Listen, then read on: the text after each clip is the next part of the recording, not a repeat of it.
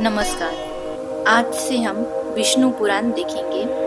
विष्णु पुराण हिंदू धर्म के प्रमुख महापुराणों में से एक है। इसमें भगवान विष्णु की महिमा, सृष्टि की उत्पत्ति, धर्म और भक्ति भाव का वर्णन है। विष्णु पुराण में कुल 6 खंड होते हैं। इसमें काफ़ी सारे अध्याय होते हैं। आज हम प्रथम खंड के पहले अध्याय से शुरू करने जा रहे हैं। प्रथम खंड का विषय सृष्टि की उत्पत्ति, ब्रह्मांड की संचारणा और मानव जीवन के 4 आश्रमों का वर्णन प्रथम खंड में दिया है। तो चलिए प्रथम खंड का पहला अध्याय देखते हैं। विष्णु पुराण के पहले खंड के पहले अध्याय में सृष्टि की उत्पत्ति और उसके पीछे की गहन अवधारणाओं की चर्चा की गई है। यह अध्याय स्पष्ट करता है कि संपूर्ण ब्रह्मांड भगवान विष्णु से उत्पन्न हुआ है और अंततः उन्हीं में विलीन हो जाता है। इसे सरल भाषा में समझने के लिए इसे कुछ हिस्सों में हम बांट सकते हैं। पहला हम देखेंगे सृष्टि की शुरुआत। इस अध्याय में बताया गया है कि शुरुआत में केवल भगवान विष्णु ही विद्यमान थे। ब्रह्मांड शून्य था और कोई भी वस्तु, देवता या मानव अस्तित्व में नहीं था। विष्णु भगवान ने अपनी योग्य माया शक्ति के माध्यम से सृष्टि की रचना की।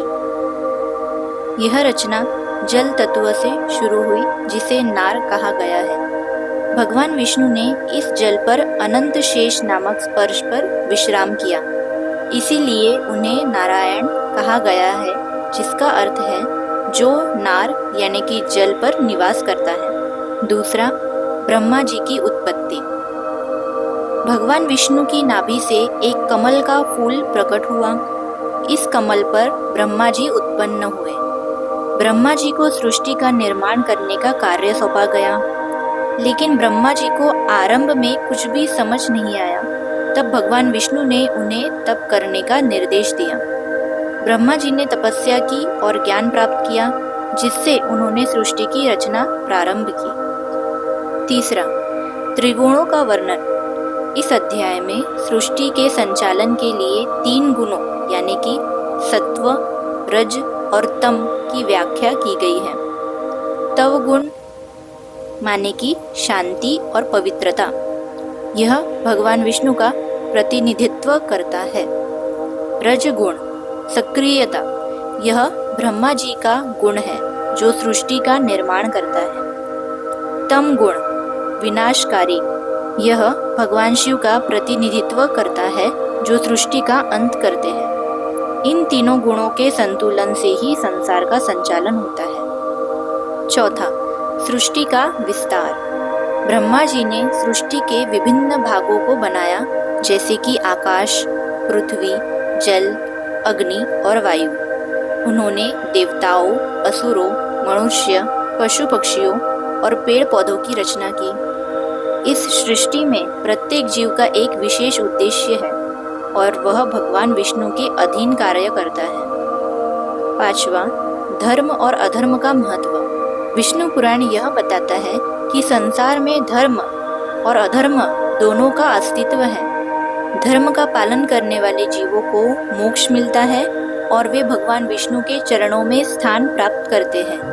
अधर्म के मार्ग पर चलने वाले जीवों को दुख और कष्ट भोगने पड़ते हैं। छठवां, भगवान विष्णु की महिमा। विष्णु पुराण बार बार यह बताता है कि भगवान विष्णु ही संपूर्ण ब्रह्मांड के पालन करता है। वे हर जीव के भीतर उपस्थित है और सृष्टि का पालन पोषण करते हैं। उनकी भक्ति करने से सभी कष्टों का निवारण होता है और जीवन में शांति प्राप्त होती है।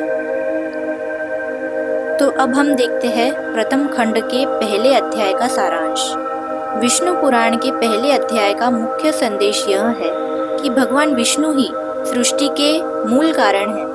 उनका ध्यान और भक्ति मनुष्य को सही मार्ग पर चलने की प्रेरणा देता है। यह अध्याय हमें यह सिखाता है कि सृष्टि का हर कण भगवान विष्णु से जुड़ा हुआ है और हमें उनके प्रति कृतज्ञ रहना चाहिए।